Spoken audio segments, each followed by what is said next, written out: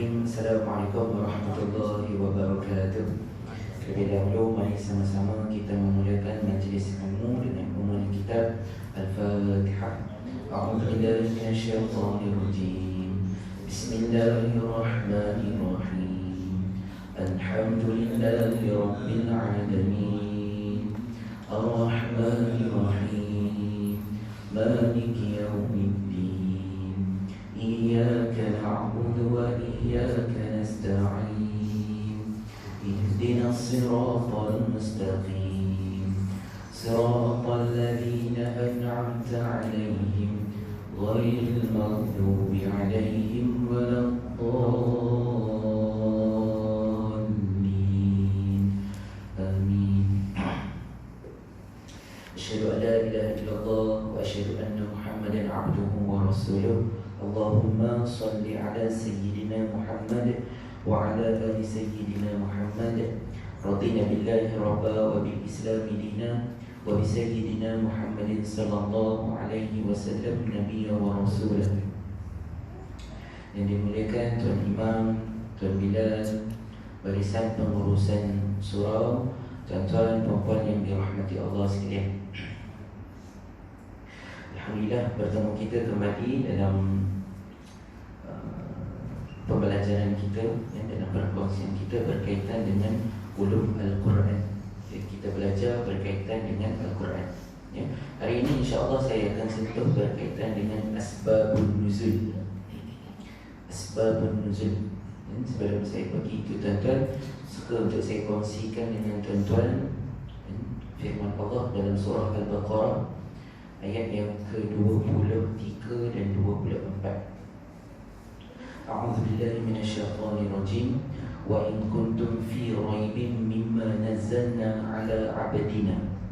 Dan jika kamu fi raibin, ada keraguan, pada kamu ni ada keraguan dengan mimma nazzalna, dengan apa, dari apa yang diturunkan kepada 'ala 'abdina, ke atas 'abdina. 'Abdina ni Rasulullah, merujuk kepada Rasulullah, hamba kami. Dan jika kamu ada keraguan dari apa yang kami turunkan kepada hamba kami, yakni Rasulullah SAW, Allah kata apa? Fa'tu bi surah min mithli. Maka datangkan satu surah sama macam yang aku buat. Allah kata, jika kamu ada ragu-ragu dengan Al-Quran yang kami turunkan ini, cuba datang buat sini buat satu surah saja. Allah minta buat satu surah macam yang aku buat. Fa'tu bi suratin min mithli. Bawa datang sini satu surah, persembahkan aku satu surah. Wad'u syuhada'akum min dunillah. Bawa, minta tolong. Semua yang ada di kalangan kamu tu minta tolong selain daripada Allah. Minta tolong selain daripada Allah. Kamu nak minta tolong pakar bahasa ke, pakar sejarah ke, siapa saja pun, kamu panggil dia selain daripada Allah. In kuntum shadiqin, jika kamu benar, jika kamu boleh buat tanpa pertolongan Allah, maknanya buat. Kata ulama, tuan-tuan, dikumpulkan manusia daripada Nabi Adam AS sampailah manusia terakhir nanti di hari kiamat nanti, berkumpul dalam satu masa, berbincang, bermesyuarat untuk buat satu surah, takkan dapat buat. Takkan dapat buat satu surah macam mana Allah buat, macam mana Allah turunkan kepada Nabi SAW, macam mana Nabi Allah turunkan Al-Quran kepada kita. Kemudian pada ayat yang ke-24, fa in lam taf'alu, Allah cabar tadi, kemudian Allah sebut fa in lam taf'alu, maka kamu takkan dapat buat, kamu sesekali takkan dapat buat. Allah ulang lagi sekali, walan taf'alu. Kalau tuan-tuan tengok, fa in lam taf'alu walan taf'alu, sesungguhnya kamu takkan dapat buat, dan sesekali kamu takkan dapat buat. Dua kali Allah ulang. Dua kali Allah ulang, Allah kata kamu takkan dapat buat. Kumpullah macam mana, mahir macam mana kamu dalam bahasa Arab pun, pakar kamu dalam sejarah pun, pakar kamu dalam bidang psikologi ke, apa saja pendekatan kamu, bahasa, uslub bahasa, sastra dan sebagainya, Allah ulang dua kali, takkan dapat buat. Fattaqunna, Bila situ Allah terus sebut apa? Maka takutlah dengan neraka. Allah dah ulang, Allah peringatkan, Allah bagi tahu kamu takkan dapat buat. Kalau kamu ada cubaan buat ataupun cubaan kamu meragui, maka Allah peringatkan kita cepat-cepat fattaqun nar. Takut dengan neraka. Fattaqun nar allati waquduha an-nas wal hijarah, yang bahan bakarnya adalah pada manusia dan berhala. Dan itu Allah sebut uiddat lil kafirin, disediakan untuk orang kafir, untuk orang yang kufur. Baik, tuan-tuan lihat kat sini, dua ayat ini tuan-tuan merujuk kepada Allah nak beritahu, Al-Quran yang Allah turunkan ini bukannya datang daripada Rasulullah, dia datang daripada Allah. Nabi itu buta huruf tuan-tuan. Bukan kita nak merendahkan Nabi yang buta huruf itu, tetapi Allah memilih Nabi dalam keadaan buta huruf itu nak membuktikan bahawa Al-Quran itu datang daripada Allah, bukan daripada Nabi SAW. Nabi tak boleh tulis, Nabi tak kenal huruf. Bukan kata tak boleh membaca huruf pun Nabi tak kenal. Bukanlah merujuk kepada kebodohan Nabi, bukan. Nabi tak bodoh. Tetapi ketika itu ada ramai kalangan orang-orang Makkah tak boleh menulis, tidak boleh membaca. Di zaman dulu mana ada macam kita ada sekolah, ada kelas membaca dan sebagainya, tak ada. Kita dulu tak ada. Tapi nak menunjukkan kat situ Allah pilih keadaan Nabi begitu, nak membuktikan bahawa Al-Quran itu daripada Allah. Daripada Allah. Maknanya bukan Nabi yang buat, bukan Nabi yang mereka, bukan Nabi yang cerita, tetapi dia datang daripada Allah Subhanahu Wa Taala. Allah cakap kita, siapa boleh buat? Datangkan. Tetapi Allah kata, kamu takkan dapat buat, kamu takkan dapat buat. Dan Allah kata, kamu takut tak? Kalau ada cubaan untuk kamu buat, ada cubaan ataupun ada dalam hati kita sedikit rasa ragu-ragu, tuan-tuan, Allah ingatkan kita fattaqun nar. Fattaqun nar, takut neraka. Tuan-tuan lihat dalam Al-Quran yang banyak perkataan fa ni. Ada fa ni. Fa ni tuan-tuan, saya nak kongsi sedikit tuan-tuan. Bila Allah menggunakan perkataan fa, kalau tuan-tuan tengok kadang-kadang Allah guna fa, kadang-kadang Allah guna wa. Fa illam taf'alu, betul wa, kadang-kadang wa. Wa innama, ada fa innama, dia beza. Kadang-kadang Allah guna perkataan summa. Ada perkataan summa. Dia ada perkataan yang sama, ayat kadang-kadang ada cerita yang sama, lebih kurang cerita, tapi Allah mulakan yang ini fa, yang ini Allah guna wa, yang ini Allah guna summa. Dan cuma saya nak bagi tahu tuan-tuan, fa ini dia bila Allah sebut ini, dia immediately, dia serta merta. Maka kat sini tuan-tuan, bila fa illam taf'alu wa lan taf'alu, bila kamu ada tu, cepat-cepat jangan buat. Jangan maksudnya cepat tu Allah larang itu, jangan sikit pun. Jangan sikit, cepat-cepat jangan buat. Sampai kamu ada rasa niat begitu, cepat-cepat satu. Kemudian Allah kata bila kamu ada niat begitu, ada cubaan nak buat begitu, Allah sebut fattaqun nar, cepat-cepat takut neraka. Jangan berlengah. Itu maksudnya. Tapi kalau ada perkataan summa ni tuan-tuan, dia ada gap. Dia ada gap.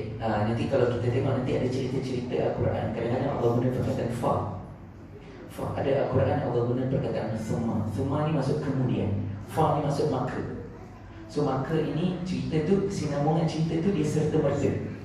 Kalau summa ini dia ada gap, mungkin sejam ke 2 jam ke 1 hari, setahun, 10 tahun, kalau ada cerita tu. Nanti kita akan tengok yang lebih jelas berkaitan dengan summa. Cuma saya nak bagi tahu fa ni dia cepat-cepat, kena cepat-cepat. Bila tuan-tuan ada rasa, kita ada rasa ini tuan-tuan, Allah ingatkan kita cepat-cepat takut dengan neraka.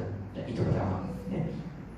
Kemudian tuan-tuan, saya nak kongsikan tuan-tuan dalam surah Al-Haqqah. Dalam surah Al-Haqqah.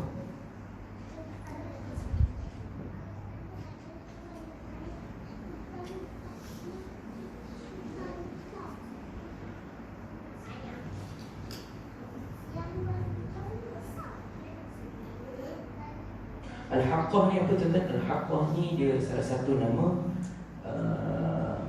Hari Kiamat. Hari Kiamat, dia salah satu nama Hari Kiamat, hak, kebenaran.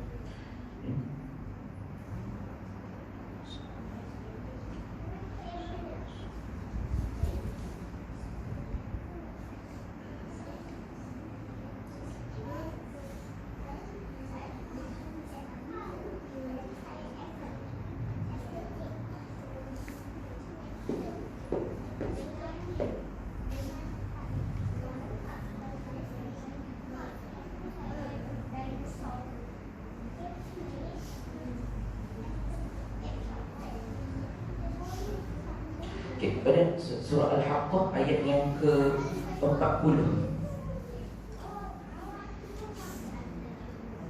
43. Tanzilun min Rabbil Alamin. Tanzil maksud Al-Quran diturunkan daripada Allah, Tuhan sekalian alam. Allah sebut.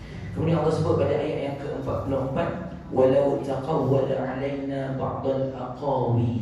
Dan kalaulah Nabi Muhammad SAW yang menyampaikan Al-Quran itu, kalaulah Rasulullah sampaikan kepada kita ni bacaan Quran ini, sampaikan perkataan-perkataan bacaan-bacaan Al-Quran ini, mengatakan atas nama kami secara dusta sebarang kata-kata rekaan. Ini Allah sebut walau taqawwala alaina ba'dal aqawil.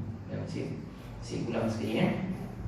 Dan jika Rasulullah SAW ini, jika dia menyampaikan apa yang kami wahyukan kepada dia untuk disampaikan kepada kamu, dan dia dustakan, ataupun ni tuan-tuan, Nabi ini diedit, dia ubah sikit, itu maksud dusta. Contohnya Allah sebut qul huwallahu ahad, Nabi tinggalkan perkataan qul tu, Nabi terus dia sampaikan huwallahu ahad. Qul tu Nabi tinggalkan. Tu maksud dia, dustakan tu. Ataupun tuan-tuan qala, dipanjangkan bacaan tu, qala la tu baca panjang, maksudnya ada alif mat kat situ, tapi Nabi baca qala, Nabi pendek baca. Maka itu menunjukkan bahawa Nabi dusta. Dusta atas ayat-ayat kami. Itu menunjuk maksud dusta. Walaupun satu huruf, itu maksud dusta. Maknanya apa yang Allah turunkan kepada Nabi dan minta Nabi sampaikan kepada kita, dan Nabi edit, Nabi ubah, Nabi tertinggal satu huruf, Nabi tambah satu huruf, Nabi tambah perkataan, Nabi ubah kedudukan ayat, Nabi tukar nama surah. Surah Al-Baqarah, Nabi rasa tak sedap Al-Baqarah, tukar nama lain. Maksud itu, maksud dusta. Nabi adjust, buat perubahan nama-nama Al-Quran itu. Nabi kalau dia nak minta bacaan yang lain pun, dia minta izin. Jibril, aku dah mahir bacaan ni, boleh tak datangkan satu bacaan? Mesti dia ada dapat bacaan daripada Jibril. Bukan Nabi adjust, ataupun Nabi saja-saja suka-suka. So Nabi tak buat. So Nabi beritahu. So Allah sebut dalam ini, dan kalaulah, dan jika Nabi buat begini, sudah tentu la akhadna minhu bil yamin, sudah tentu kami akan menyentapnya dengan tangan kanan kami. Bil yamin, tangan kanan. Maksudnya bukan Allah nak kata tangan kanan, tapi Allah nak ajar kita, beritahu kita antara tangan kiri dengan kanan mana lagi kuat kita genggam. Sebab kita tangan kanan, kita akan gunakan tangan kanan kuat. Maksudnya Allah akan gunakan paling maksimum kuasa dia, kekuasaan dia. Allah kata sudah tentu kami akan menyentapnya dengan tangan kanan kami.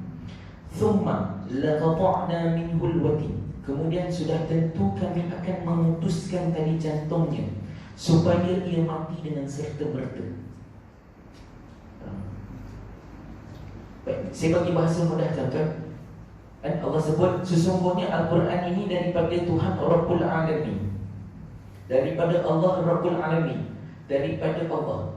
Dan jika apa yang aku sampaikan kepada Nabi, sebab kita nak dapat Al-Quran ini melalui Nabi. So jika Nabi itu yang menyampaikan wahyu ini, kalam aku ini kepada kamu, jika dia ubah, dia tambah, dia kurang, akan kami sentap urat jantungnya dengan yang paling kuat sekali supaya dia mati paling sakit sekali. Ini Allah warning kat Nabi. Allah warning, Allah bagi amaran pada Nabi. Kalau Nabi adjust ayat-ayat Al-Quran ini, Allah akan matikan Nabi dengan kematian yang paling sakit. Ini surah Al-Haqqah. Tetapi Nabi itulah 4 sifat Nabi. Yang pertama, Nabi ni sidik, dia benar. Apa dia cakap benar. Yang kedua, dia faqana, dia bijak. Yang ketiga, tuan-tuan, tabligh, dia menyampaikan. Yang keempat, dia amanah. So jadi Al-Quran yang sampai kat kita ini, tuan-tuan, tak ada ubah-ubah pun. Memang keseluruhannya daripada Allah. Andai kata berlaku perubahan tuan, andai kata Al-Quran yang sampai kita ni tak betul, maka benarlah ayat ini Allah akan menyentak urat jantung Nabi dengan paling sakit, paling kuat. Tapi itu tak berlaku. Itu tak berlaku. Maksudnya kalau tak berlaku tuan-tuan, maknanya benarlah Al-Quran ini datang dengan keseluruhannya tanpa ada tokok tambah. Baik, jelas tuan-tuan di sini ya. Maknanya kita jangan ada keraguan kat sini. Apa yang tuan-tuan dengar, tuan-tuan baca Al-Quran, tuan-tuan dapat, tuan-tuan itu jangan ada keraguan. Jangan ada keraguan. Kalau kata ada cerita hari kiamat, itu benar. Itu benar. Kalau tuan-tuan ada syurga, ada neraka, itu benar. Semuanya benar tuan-tuan. Ada kisah-kisah yang lalu Fir'aun ditenggelamkan dengan laut, itu benar. Ada kaum Sodom, Allah terbalikkan dia. Maksud dia terbalikkan ni tuan-tuan, kan? Ini wilayah dia tuan-tuan. Ini wilayah dia. Allah keluarkan dia daripada bumi. Yang ni bumi, ini macam ni bumi bulat. Allah keluarkan dia daripada daerah tu, daripada bumi tu, dan Allah terbalik dan Allah tempat. Itu cara Allah membalas kaum Sodom. Ini benar tuan-tuan. Inilah yang Allah sebut dalam Al-Quran. Kita tahu macam Syiah dia ada satu surah yang sesat, Al-Bidayah kan. So macam orang macam ada kaji macam surah Al-Bidayah tu, macam tahu ini macam bukan firman Allah, kata-kata yang digunakan. Tadi kalau macam sebenarnya Syiah pernah buat banyak ada orang ramai atau golongan-golongan tertentu, kumpulan-kumpulan tertentu dibuat. Tetapi pakar-pakar bahasa ataupun orang dia sendiri pun sebenarnya tak mengiktiraf sebenarnya. Mereka sendiri pun ada di kalangan mereka sendiri kan, kadang-kadang ada pengikut pengikut Syiah. Sebenarnya dia nampak macam Syiah itu kebenaran. Tapi bila didatangkan satu surah, contoh wilayah tu kan, so nampak banyak kekurangan, maka dia keluar daripada Syiah itu. Jadi memang ada kelompok ini yang kita sebelum ni saya tengok tahun 90-an dulu banyak dia tukar ubah satu ayat kan, tapi dapat. Ini cara Allah memelihara. Cara-cara Allah memelihara, Allah gerakkan hati ulama untuk periksa dan sebagainya. Ini urusan Allah memelihara. Tapi dia akan gagal. Dia akan gagal. Memang akan ada kajian-kajian yang akan buat bila ada satu surah ini mereka akan menafikan, mereka menolak, mereka haramkan. Gitu. Memang ada kumpulan-kumpulan tertentu dia akan buat Al-Quran. Sebab tu dalam Al-Quran yang sebenarnya saya ada kata tuan-tuan, di Malaysia ini dia ada permit daripada Kementerian Dalam Negeri. Itu saya makan. Dan tuan-tuan tengok senarai nama dia ada 20 orang, 40 orang yang akan menyemak huruf, baris dan susunan dia akan semak. Dan semak dia bukan makan sehari, makan masa yang lama. Tapi sekarang ini mereka dah kawal dengan cara siapa nak cetak Al-Quran mesti dapatkan daripada pencetak yang diberikan permit. Maksudnya kita akan dapat, kata kita nak cetak, contoh saya nak cetak Al-Quran atas syarikat saya, contoh penerbitan. So benda itu dah ada dah. Cuma saya nak edit dia punya frame, kulit muka itu, tapi ayatnya itu dia tak boleh buat. Dia tak boleh buat dah. Font dia sama je, memang dah sama je. Baik. Jadi tuan-tuan, Al-Quran ini memang benar daripada Allah. Memang benar daripada Allah. Itulah hak Al-Quran yang pertama sekali yang perlu kita tunaikan tuan-tuan adalah membenarkan. Membenarkan. Itu yang pertama. Kata ulama tuan-tuan, Allah ada sebagian ulama dia kata sebelum kamu nak percaya Allah, percaya Al-Quran dulu. Maka bila kamu percaya Al-Quran, kamu akan percaya Allah. Dan sebab yang kita nampak ni Al-Quran dulu. Kalau Al-Quran kita nampak dulu, kita baca, Allah kita tak nampak. Dan saya nak beriman, nak bermula dengan iman itu dengan Al-Quran dulu. Dan itu ada sebagian ulama yang bincangkan. Dan mula dengan Al-Quran dulu. Okay. Kemudian tuan-tuan, saya nak sentuh baikkan tuan-tuan dalam kisah Al-Quran. Dan asbab nuzul ini tuan-tuan, maksud dia adalah sebab-sebab penurunan sesuatu ayat itu. Ayat. Dan contoh dalam satu surah ini, contoh surah Al-Duha diturun sebab apa? Maka ada riwayat, ada hadis, ada sebab dia. Ada sebab. Ada sebagian turun surah, ada yang turun ayat. Ada yang turun satu ayat, ada yang turun dua ayat, ada 3 ayat sebagainya. So asbabun nuzul. Asbabun nuzul ini dia ada satu perbincangan yang agak panjang. Ada riwayat-riwayat ataupun hadis-hadis di mana para sahabat dia melihat kejadian tersebut, melihat daripada kejadian tersebut, kemudian Nabi SAW terima wahyu, dan wahyu itu menjawab persoalan ketika itu. Contohnya macam sesi yang lepas saya kata Sayyidina Umar dia berkaitan dengan bulan Ramadan, dia kata waktu itu waktu bersama dengan isteri, waktu maghrib dan isyak saja. Waktu yang singkat, waktu tu lah nak buka, time tu lah nak sembahyang maghrib dan sebagainya, waktu yang singkat. Jadi Umar dia suarakan, dia luahkan kepada Nabi, dia terlepas melakukan ataupun dia bersama dengan isteri selepas waktu isyak, maka turun ayat yang berkata maka dia benar, dan itu maksud menjawab kepada kejadian tersebut. So sebab nuzul ni dia ada kejadian, maka Al-Quran itu turun. Tapi saya nak tunjukkan tuan-tuan bagaimana Allah menjawab. Bagaimana Allah menjawab bila dia berlaku sesuatu kejadian tuan-tuan, Allah menjawab dengan penuh bijaksana. Yang mana jawapan itu dia akan relevan sepanjang zaman. Kadang-kadang kita tengok dia kejadian ketika itu, situasinya berlaku ketika itu, tetapi Allah turunkan wahyu, dan wahyu itu relevan sampai sekarang. Yang kita tahu zaman beribu tahun tuan-tuan, 1400 tahun lebih, berbagai zaman dah berlaku, macam-macam berlaku, macam-macam teknologi dah berubah, maka Allah jawab jawapannya relevan sepanjang zaman. Itu mukjizat Al-Quran. Dia sesuai, dia akan sesuai di mana-mana zaman, di mana-mana waktu, di mana-mana tempat. Itu cara Allah menjawab. So kadang-kadang kita tengok ayat ini dia begitu umum, itu cara Allah jawab. Itu cara Allah jawab. Tetapi tuan-tuan, dalam Al-Quran ini Allah mengajar beberapa kisah yang Allah nak beritahu ada perkara itu berlaku, ada sebab.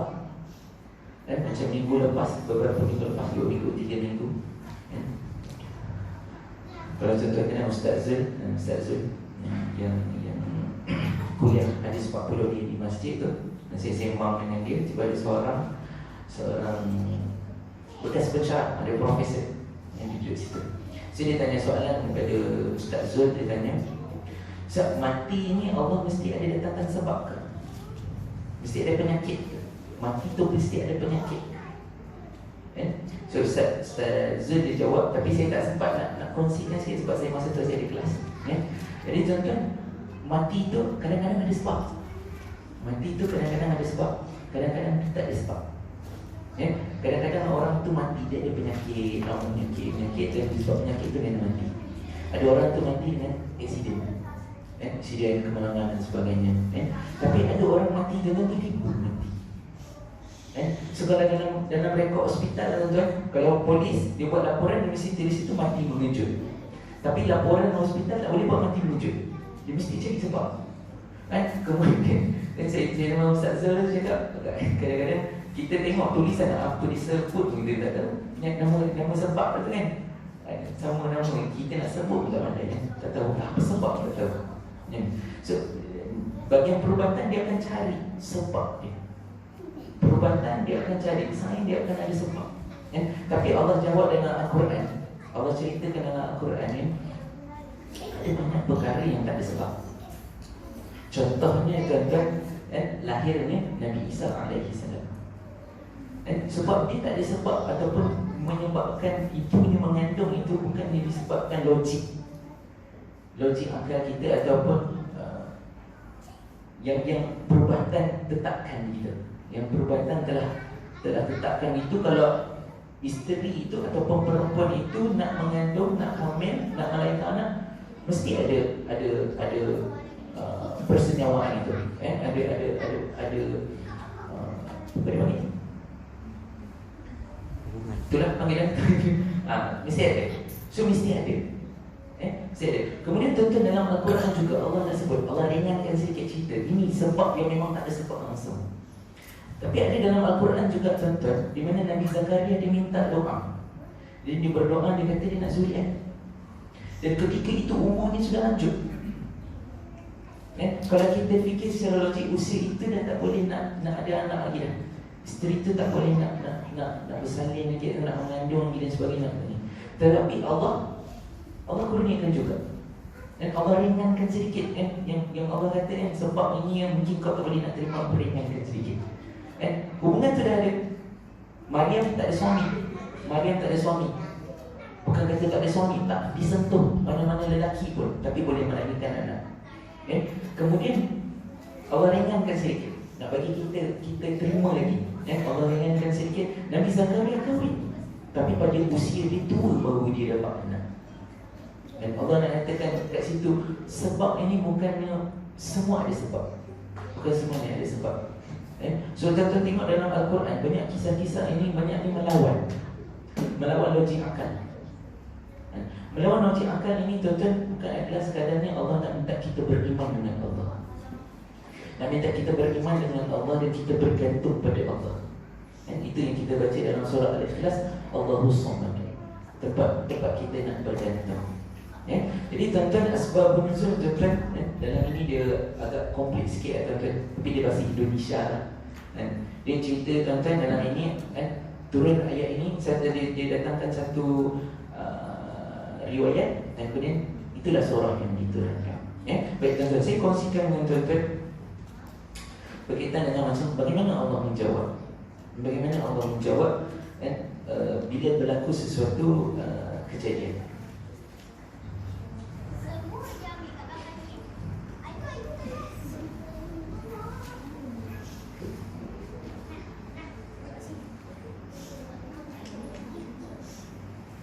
Ada satu kejadian tuan-tuan di mana Nabi SAW sedang berkhutbah.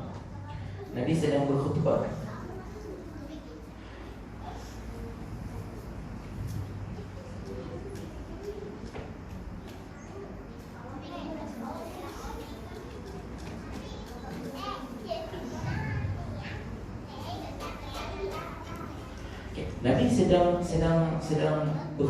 solat Jumaat, khutbah solat Jumaat.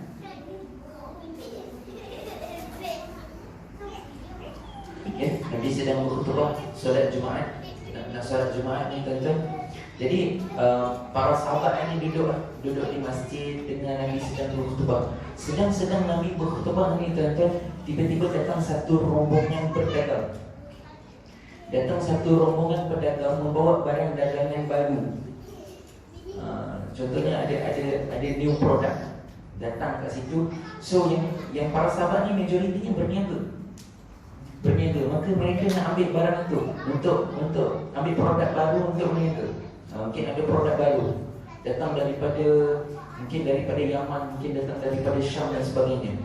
So datang kabilah. Maka mereka tinggalkan Nabi.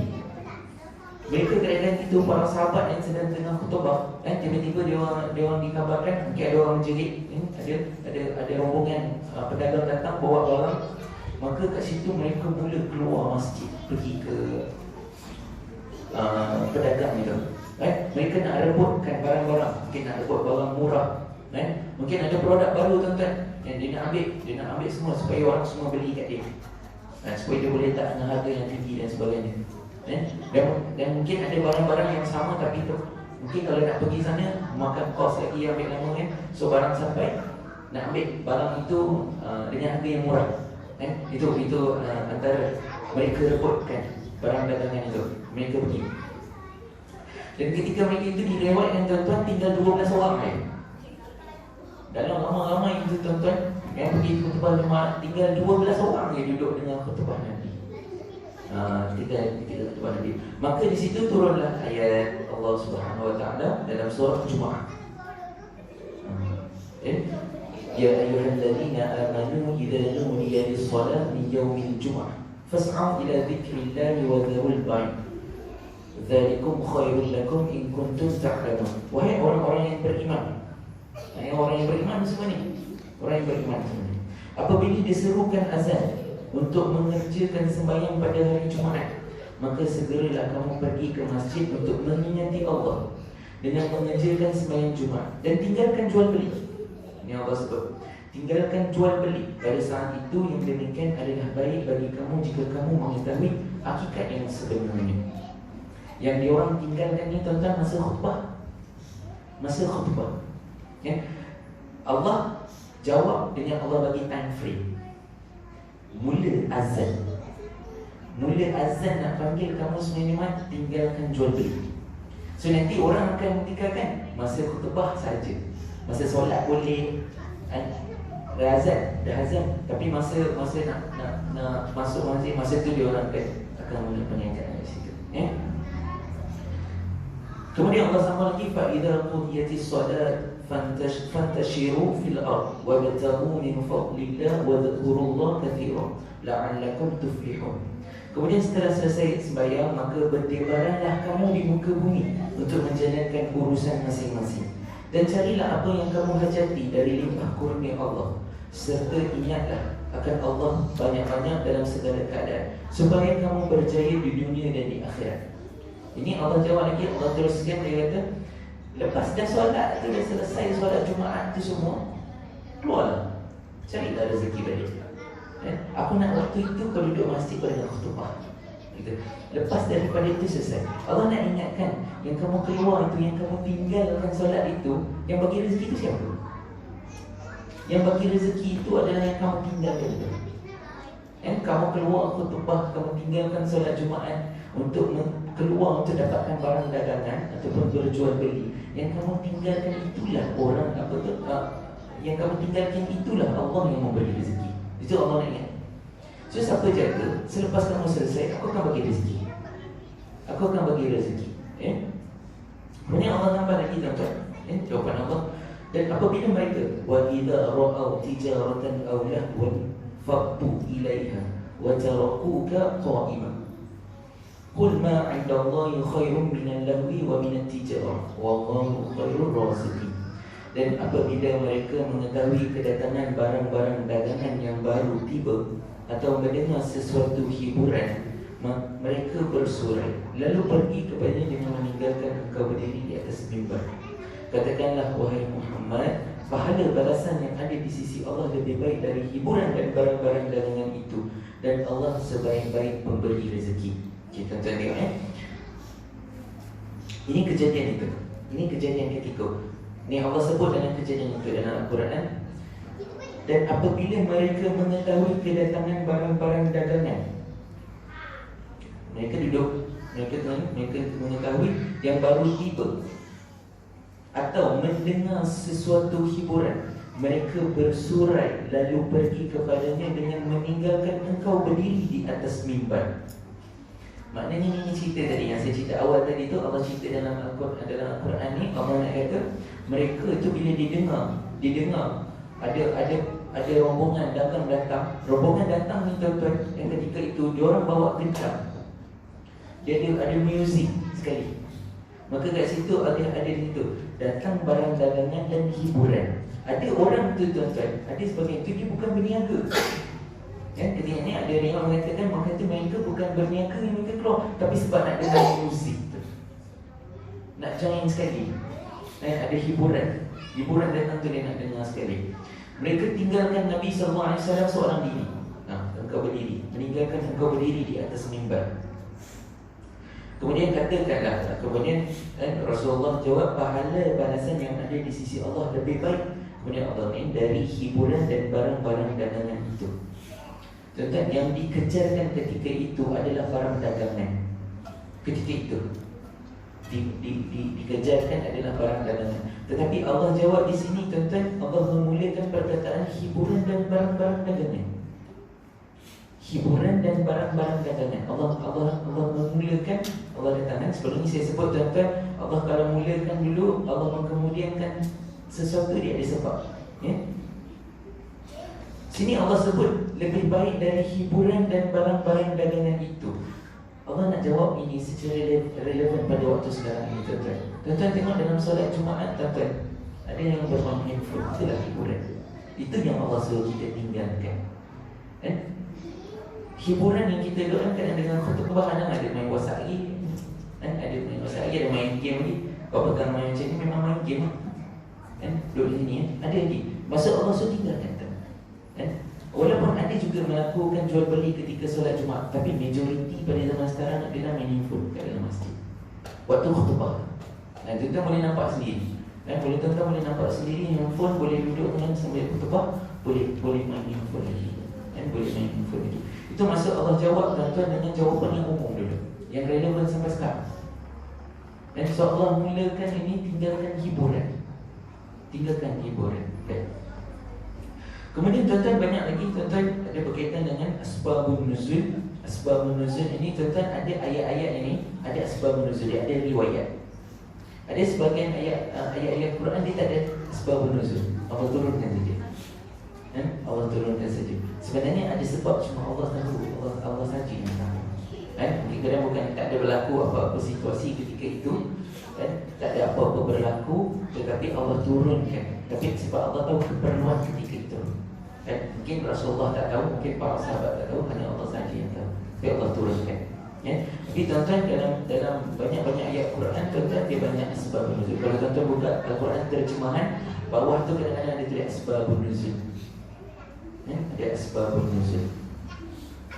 Kemudian tuan-tuan saya nak kongsi dengan tuan-tuan, kadang-kadang tuan-tuan baca Quran, tuan-tuan, bila kita baca Quran kadang-kadang kita kata tiba-tiba Allah cerita benda lain.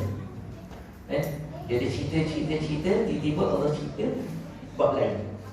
Contoh tuan-tuan dalam surah Kiamat. Dan surah Kiamat ni tuan-tuan, Allah ceritakan tentang hari kiamat.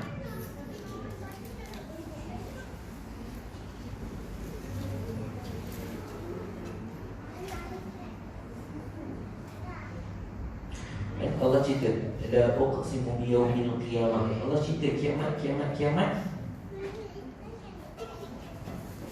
Dan Allah cerita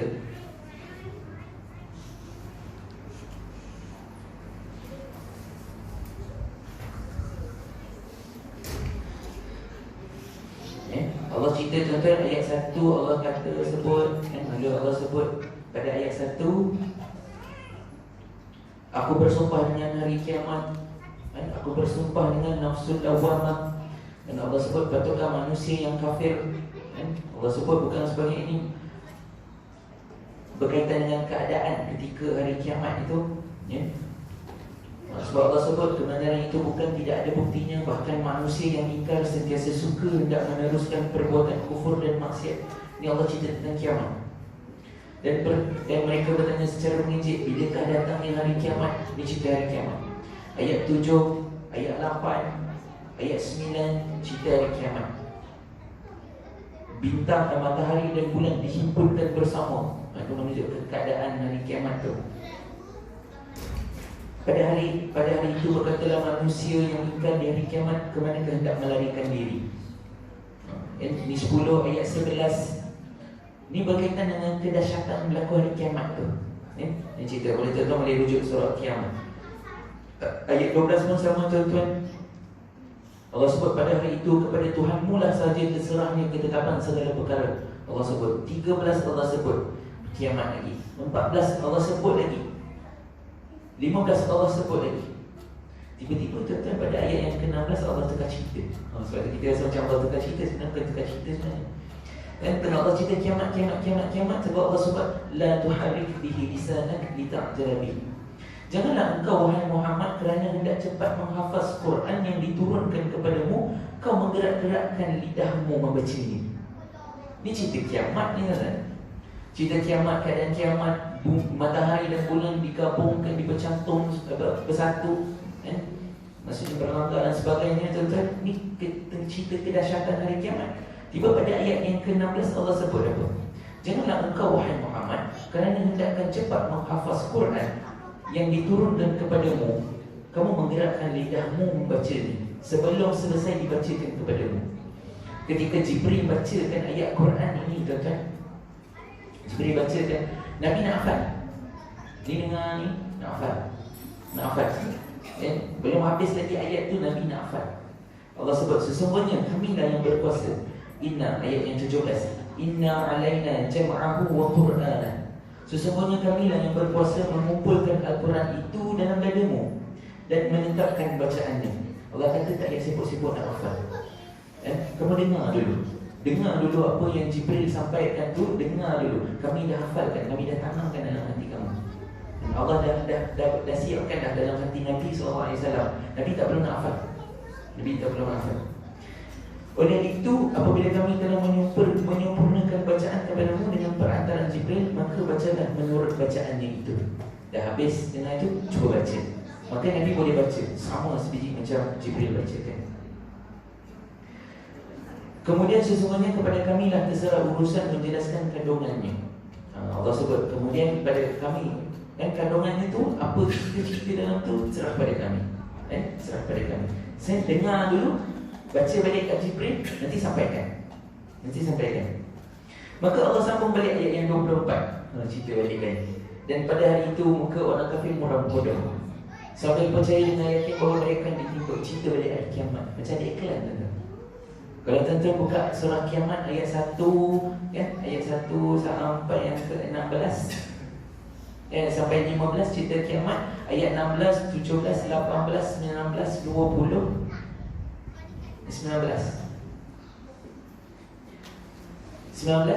Allah ada iklan sikit. Betul, Allah sambung balik cerita kiamat. Jangan ada sebagian kata Nabi salah susun ni. Ini cerita kiamat, tiba-tiba ada cerita lain. Tapi macam awal tadi saya sebut dalam surah Al-Haqqah, Nabi tak ada edit. Nabi tak ada buat. Kalau Nabi buat, Allah ada warning kat Nabi. Dan maksud benda ini semua benar daripada Allah. Susunannya semua daripada Allah. Ni tuan-tuan ulama tanya tuan-tuan, ulama bahas kenapa berlaku begini. Kenapa macam ada iklan kat sini tuan-tuan. Sebenarnya tuan-tuan Allah nak beritahu kat sini hari kiamat ini. Hari kiamat ini satu benda yang sangat dahsyat dan sangat serius. Dan kemudian Allah letakkan ayat sini Nabi dia keadaan dia bila dia dapat Al-Quran, Nabi nak cepat hafal sebab Nabi nak sampaikan kat kita cepat-cepat. Bila wahyu turun kat kita, Nabi nak sampaikan wahyu itu segera dengan kita. Maknanya tuan-tuan, bila diceritakan tentang kedahsyatan hari kiamat ini, Nabi cepat-cepat nak bagi tahu kita. So Nabi mula menghafal. Ni dahsyat kan? Ni kena cerita, kena hafal kan? Nabi nak hafal cepat supaya kita selamat. Supaya nanti dalam perjalanan Nabi nak pergi kat kita tu sempat nak bagi tahu. Nabi takut dalam perjalanan nak sampaikan wahyu itu Nabi belum hafal, hari kiamat berlaku. Itu maksud dia. Tu boleh tuan-tuan yang kadang-kadang kita tengok macam ada iklan kat situ. Sebenarnya itulah afala ta'qilun. Kamu tak boleh fikir. Sedang aku ceritakan kedahsyatan, kamu tengok keadaan Nabi begitu serius dia nak sampaikan tentang kiamat pada kamu. Tapi kamu ambil timing. Sebab ayat ni cerita mengejek-ngejek bila datangnya hari kiamat. Mengejek-ngejek maksudnya kadang-kadang kita tanya kan, mengejek-ngejek tu maksudnya mungkin ada teman macam dulu ada ramalan tahun 2020 kot. Itu mengejek-ngejek saja. Dalam istilah mengejek-ngejek, mempermainkan hari kiamat.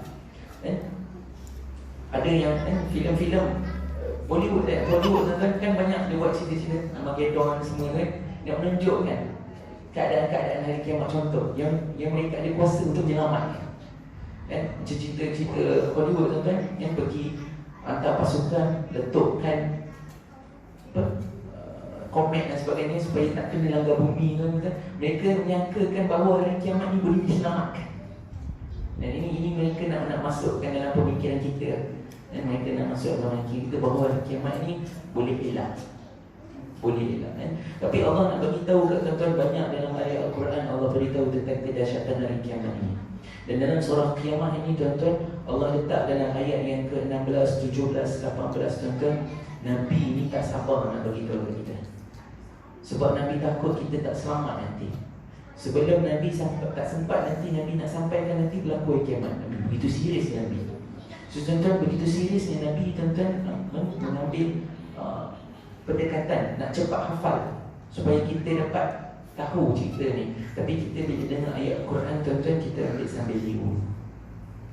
Dan ini pengajaran yang kita kena ambil daripada ayat Quran. Ada peringatan-peringatan tuan-tuan. Ayat Quran ini disusun oleh Allah, diturunkan oleh Allah semuanya untuk kita. Dan disebut dalam surah Al-Baqarah, hudan linnas. Dia petunjuk bagi manusia. Al-Quran ini diturunkan petunjuk bagi manusia. Tapi kebanyakan kita memurahkan Al-Quran. Kita banyak kepada Al-Quran ini lebih kepada nak membaca saja. Tapi kita tidak ambil pusing pada kefahaman bagaimana kita nak faham Al-Quran itu.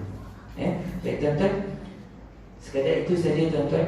Sebab nuzul ini banyak tuan-tuan, nanti saya akan nak ceritakan tentang sejarah dia, ada lagi banyak cerita. Tapi saya nak bawa satu tadi, saya bawa tadi, bagaimana Allah menjawab.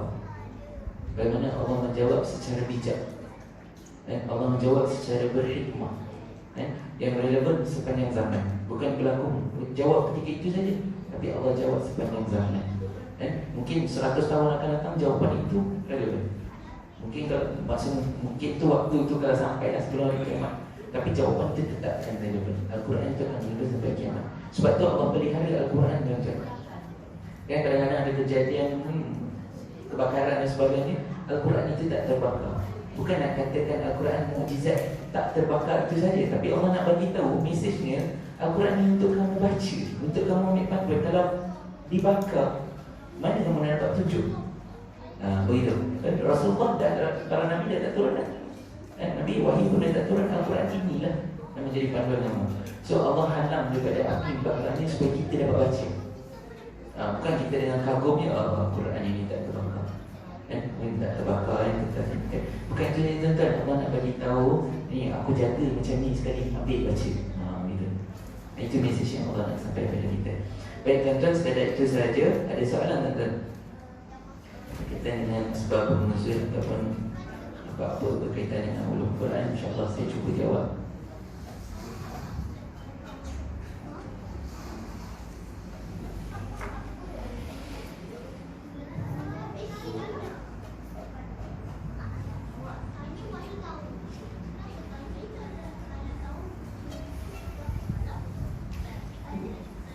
Tuan-tuan, saya kongsi sikit tuan-tuan. Saya tak pasti ada, saya pernah cerita pasal Nabi Musa dengan tongkat dia. Allah mulakan khuzrah dengan la takhaf. Ambil tongkat itu, ambil bola tu, jangan takut. Pernah kan? Saya nak buat satu cerita tuan-tuan dalam hadis ataupun riwayat berkaitan dengan kisah Nabi Ibrahim. Sebelum ni saya pernah cerita tuan-tuan, bila dalam ayat itu tuan-tuan, tongkat itu bertukar menjadi ulam. Saya ringkaskan sebab saya pernah cerita. Tongkat itu bertukar menjadi ulam. Nabi Musa dalam keadaan takut, tapi Allah mulakan khuzhah. Ambil dia, ambil tongkat, ambil ulam tu. Jangan takut. Sebab urutan itu, kalau kita tengok jangan takut, ambil, sama je kalau kita rasa sama je. Tapi Allah mendahulukan perkataan khuzhah berbanding dengan la takhaf. Maksudnya Allah suruh besarkan ketaatan, mengecilkan emosi kita. Jangan perbesarkan emosi kita dalam melaksanakan ataupun setiap perintah Allah itu. Jangan memperbesarkan emosi kita. Sebenarnya saya buat contoh tuan-tuan, Allah perintah kita solat. Kita kadang-kadang kita ada rasa malas, kita ada rasa penat. Jangan perbesarkan rasa itu, membuatkan kita sampai lewat waktu solat. Kita kena perbesarkan ketaatan. Masuk waktu, besarkan ketaatan. Apa perasaan kita, emosi kita kecilkan. Itu maksud dia. Letak nombor 2, besarkan ketaatan. Allah perintah kita puasa. Allah tahu kita apa, Allah tahu kita penat, mengantuk. Itu emosi perasaan kita ada. Allah suruh ketepikan, buat itu dulu. Ketepikan apa emosi kita. Jadi tuan-tuan, kat sini saya nak buat satu tuan-tuan kisah Nabi Ibrahim AS ketika Allah perintahkan. Ini tak ada dalam Al-Quran, tapi dia dalam hadis Nabi yang sahih. Ketika Allah perintahkan, tapi ada cerita juga dalam Al-Quran di mana dia letak Siti Hajar di Mekah. So Nabi Ibrahim dia dapat perintah bawa Hajar dan Ismail pergi ke Mekah. So sampai kat situ tuan-tuan, kalau saya ringkas saja pada hadis ni tuan-tuan, Nabi Ibrahim tak tahu ke mana tempat sebenarnya, ke mana tempat kena berhenti, ke mana lokasi. Nabi tak tahu. Dia tunggu arahan kata berhenti. Allah guide, lagi Jibril guide sampai satu kawasan, sampai kat situ kau berhenti, kemudian kau tinggalkan. So katakan Nabi Ibrahim dia bawa Siti Hajar dan Ismail tuan-tuan. Ismail ketika itu kecil lagi, baby lagi, ada kata baby lagi. Bila sampai di sana tuan-tuan, Nabi Ibrahim dia tak tunggu duduk sekejap sampai sini. Ada sampai Jibril bagi tahu Ibrahim sini bertempat dia, berhenti kat sini. So Nabi Ibrahim dia bukannya dia duduk kejap, sejam 2 jam, tunggu kejap, lepas tu balik. Dia sampai saja tuan-tuan, dia terus tinggalkan Hajar dan Ismail tanpa sepatah perkataan. Dia terus tinggalkan Hajar, dia tinggalkan Hajar dan Ismail, dia berhenti saja, tinggalkan, kemudian dia patah balik. Dia patah balik, dia tak bercakap apa, tinggal kat sini dulu, dia tak cakap apa-apa. Dia jalan tuan-tuan, sampai satu jalan yang Hajar ni rasa, kan contoh saya buat bahasa mudah, abang ni nak pergi mana ni? Tengah-tengah hari ni, abang nak pergi mana ni? Nak pergi cek makan ke apa ni? So sampai satu hari ni, dia kata, dia Hajar ni, dia tinggalkan Ismail, dia berlari dapatkan Nabi Ibrahim, dia pegang baju Nabi Ibrahim di belakang. Nabi Ibrahim tak pusing. Nabi Ibrahim pandang arah, dia tak pusing. Bila ditarik belakang ni tuan-tuan, Hajar tanya, abang nak pergi mana? Saya bagi bahasa mudah, abang nak pergi mana ni? Nabi Ibrahim tak jawab, abang nak pergi mana? Abang tahu tak tempat ni tak ada orang? Tak ada orang ni, tempat kering ni. Tak ada makanan. Makanan yang ada sekarang bekalan ni sehari 2 hari habis lah. Dengan pokok tak ada, makanan tak ada, orang lalu lalang pun tak ada. Abang nak pergi mana? Abang nak tinggalkan kami dalam keadaan macam ni, abang nak pergi mana? Dan dalam hadis tuan-tuan menggambarkan bahawa Hajar sedang marah Nabi Ibrahim. Dia marah Nabi Ibrahim. Nak pergi mana ni? Nak pergi mana? Dia tarik baju. Bila berkali-kali dia tanya, Nabi Ibrahim tak jawab apa-apa. Nabi Ibrahim tak jawab apa-apa, tapi Nabi Ibrahim diam saja. Nabi Ibrahim diam saja. Dan bila Nabi Ibrahim diam saja, Hajar ni dia tanya, dia kata, abang, adakah ini perintah Allah? Dia tanya kepada Nabi Ibrahim, dia kata, abang, adakah ini perintah Allah? Adakah kamu kena tinggalkan kami berdua ni kat sini sebab perintah Allah? Nabi Ibrahim jawab sepatah, na'am. Dia jawab na'am, betul. Ini perintah Allah. Maka Hajar yang tadi pegang dengan kuat baju Nabi Ibrahim belakang, dia lepaskan. Dia lepaskan dan dia kata, apa tuan? Kalau itulah perintah Allah, maka abang tak tinggalkan kami sebenarnya. Maka tunaikanlah. Dan Hajar kata, laksanakan perintah Allah ni. Maka Nabi Ibrahim terus berjalan. Itu dia sepatah kata. Itu dia sepatah perkataan yang dia cakap. So Nabi Ibrahim pun pergi jalan-jalan sampai satu kawasan, satu jarak yang mana dia yakin bahawa Hajar dengan Ismail dah tak nampak dia. Mungkin dia dah jalan kat sini sampai kat insyaAllah tuan-tuan rasa Hajar dengan Ismail dah tak nampak dah. Maka ketika itu baru dia berpaling. Ketika itu baru Nabi Ibrahim pusingkan badan dia. Bila dia pusing badan dia tuan-tuan, masa itulah baru dia berdoa. Aku tinggalkan isteri aku dan anak aku pada tempat yang kering yang tiada makanan. Ya Allah, jadikan keturunan aku keturunan yang mendirikan solat. Jadikan negeri ini negeri yang aman. Jadikan negeri ini negeri yang dilimpahi makanan, buah-buahan. Dan itu doa Nabi Ibrahim. Dan kemudian Nabi Ibrahim dia teruskan perjalanan. Contoh lihat ke sini, inilah yang dinamakan dia memperbesarkan ketaatan. Kalaulah Nabi Ibrahim dia pusing tuan-tuan, dia pusing, dia akan membesarkan emosi dia. Sebab mak ayah mana tuan-tuan, suami mana bila pusing tengok muka isteri dia. Maka kalau gitu tuan-tuan, dia akan bermain emosi kat situ. Nabi Ibrahim akan cuba nego dengan Allah. Dia mungkin akan cuba nego dengan Allah. Boleh tak Allah, sehari je lagi aku duduk sini, dah confirm isteri aku, anak aku dapat makanan, baru aku pergi. Mungkin akan berlaku nego. Tapi Nabi Ibrahim tak nak. Dia tak nak kepada Allah. Dia tunaikan tak nak. Emosi dia tolak nombor 2. Sebab itu dia pusing dalam keadaan dia yakin tak nampak Hajar dengan Ismail. Sebab dia akan berlaku emosi di situ. Dan bila ada emosi di situ, dia akan nego. Dia akan doa yang lain. Allah boleh tak kalau satu hari, bila di masa situ tuan-tuan, dia tak bersangka baik dengan Allah. Jadi dia laksanakan perintah Allah, diperkecilkan emosi dia. Tuan-tuan akan nampak kisah-kisah Al-Quran begitu semuanya. Begitulah Allah ajar melalui Al-Quran, melalui kisah, melalui hadis, besarkan ketaatan, perkecilkan emosi kita.